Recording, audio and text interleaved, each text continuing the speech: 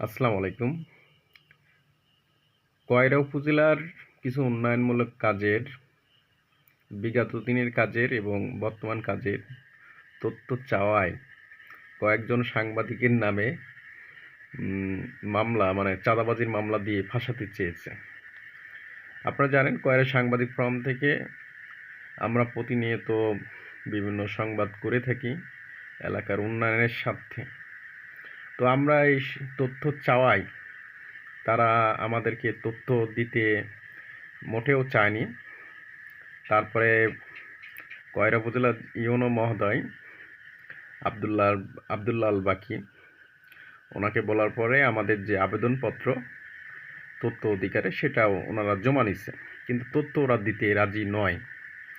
তো পরবর্তীতে আমাদেরকে লোক মারফত জানাইছে যে আমরা যদি বাড়াবাড়ি করি তাহলে আমাদের নামে 5 লক্ষ টাকার চাঁদাবাজির মামলা করবে, চাঁদাবাজির মামলা দেবে, আমরা যেন এখানে থেমে যাই।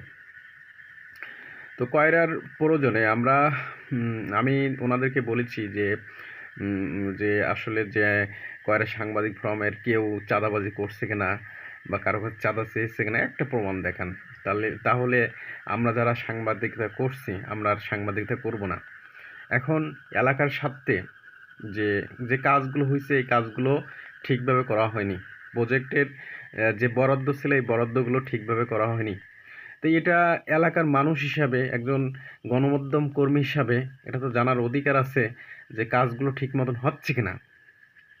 এখন রাস্তা করে কয়েকদিন পরে রাস্তা নষ্ট হয়ে যায়, বিল্ডিং করে ফাটল দেখা দেয়।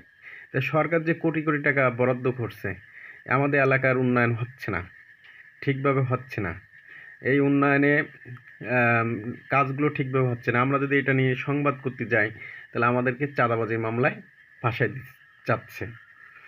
তো আপনারা হয়তোবা আমাদেরকে ফাঁসাই দিতে পারে, কারণ আমাদের যারা সাংবাদিক আছে আমি ওনাদেরকে বলেছি যে ঠিক আছে, আপনারা যদি কোনো দুর্নীতি নিউজ পান, খবর পান, আমরা কোনো আপোষ করব না, আমরা নিউজ করব। তাতে যদি আমাদেরকে জেলে যাওয়া লাগে আমরা যাব ইনশাল্লাহ এলাকার স্বার্থে।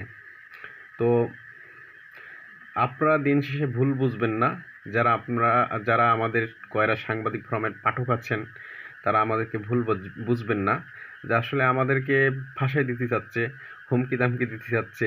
এমনকি আরও হুমকি দামকি আছে, সেগুলো পাবলিক প্লেসে না বলাই ভালো, যে আরও অনেক হুমকি ধামকি দিচ্ছে। হুমকির মধ্যেই আছি বলতে পারেন, যে প্রচুর হুমকির মধ্যে আছি। তো তারপরও কিন্তু আমরা প্রতিনিয়ত কয়রার যে সংবাদগুলো আছে এগুলো সব প্রতিদিন আমরা প্রকাশ করে যাচ্ছি। তো গত দুদিন আগেও আমাদের এক সাংবাদিককে বলছে ঠ্যাং ভেঙে দেব, ঠিক আছে, নিউজ করলে। তো আমাদের প্রতিনিয়ত হুমকি দিচ্ছে এবং মামলায় ফাঁসানোর জন্য চেষ্টা করছে। হয়তোবা মামলায় ফাঁসাই দিবে বা দিতে পারে, আজ হোক কাল হোক, হ্যাঁ, আপনার 5 মাস পরে হোক, ফাঁসাই দিতে পারে। এমনকি কড়া ভাষায় আর কি, আমরা যাতে দুর্নীতির সংবাদ প্রকাশ না করি এজন্য আমাদের ফাঁসাই দিতে যাচ্ছে, এমনকি মারধরও করতে চাচ্ছে আর কি। যাই হোক, এলাকার স্বার্থে আমরা সংবাদ করি, এলাকার ভালো চাই, কয়রার উন্নয়ন চাই। আমাদের নামে যদি কারোর অভিযোগ থাকে আপনারা করেন, আমরা কোনো দুর্নীতি অনিয়মের সাথে জড়িত না। আমরা কোনো অফিস আদালতে গিয়ে দালালিও করি না।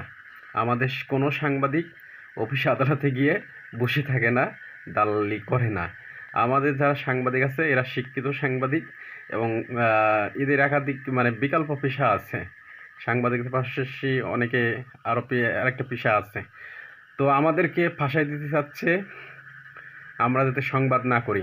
ইতিমধ্যে আমরা গতকালও দুর্নীতির সংবাদ প্রকাশ করেছি, আজকেও দুর্নীতির সংবাদ প্রকাশ করেছি, আর কালকেও আরেকটা দুর্নীতির সংবাদ প্রকাশ করব।